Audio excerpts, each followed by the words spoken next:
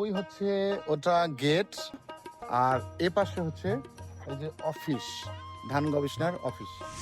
আমি আসলে তপ্ত দুপুরে এখানে এসেছি, একদম স্কর্চিং হিট যাকে বলে, এতই বেশি রোদ যে এই ছায়া থেকে রোদে যাওয়া খুবই চাপ। দেখাই বেশ, মানে এই যে বয়স ধানের, এই যে সময়টা, এই সময়টা ধানের যে সবুজ যে দৃশ্যপটটা, এটা দেখতে ভীষণ ভালো লাগে। আর আমি এই দৃশ্যপটগুলো দেখার জন্য মাঝে মাঝে বের হই, এই রাস্তায় দাঁড়িয়ে ভিডিও করছি আর চারপাশের দৃশ্যটা উপভোগ করছি। দেখুন চারপাশে একদম সবুজ বিস্তীর্ণ ধান ক্ষেত, হ্যাঁ, আর রাস্তার দুই পাশে সারি সারি নারকেল গাছ। তো সব মিলে সুন্দর একটা পরিবেশ।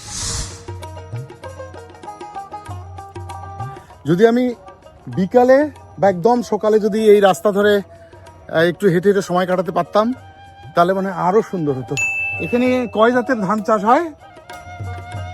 এখানে মোটামুটি 4-5 হাজার ধানের চাষ হয়।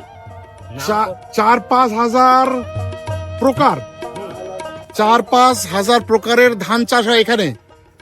মানে ছোট ছোট করে প্রজেক্ট করে, ছোট ছোট করে মানে জমি তৈরি করে বিভিন্ন জাতের ধান চাষ হয়।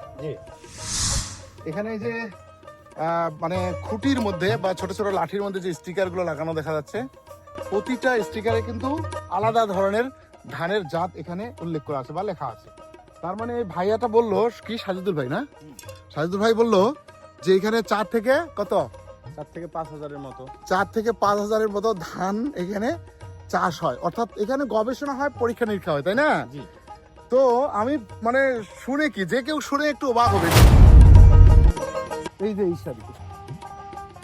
এই শাড়িতে দেখতে পাচ্ছেন কিনা আমি জানি না, এই শাড়িতে অনেক স্টিকার, অনেক ধানের প্রকার এখানে আছে, যেগুলো ওরা চাষ করছে, গবেষণা করছে, হ্যাঁ।